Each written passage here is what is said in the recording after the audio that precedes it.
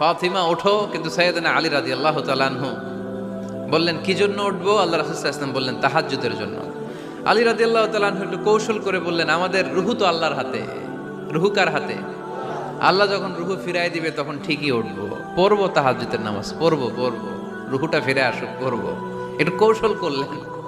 তো রাসূল সাল্লাল্লাহু আলাইহি ওয়াসাল্লাম এই কৌশলটারে পছন্দ করলেন না। রাসূল সাল্লাল্লাহু আলাইহি ওয়াসাল্লাম আমি বলা মাত্রই যেন উঠে যায়।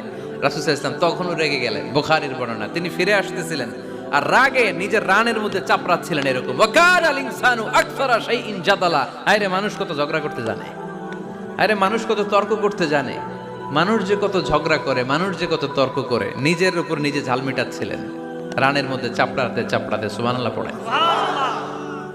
আক্রমণ করলে রাখতেন না, ওটের নারী ভুড়ি চাপিয়ে দিলে রাখতেন না, কিন্তু ধর্মীয় বিধান লঙ্ঘিত হলে বিশ্বনবী রেগে যেতেন, চিল্লায় এখন সুবহানাল্লাহ।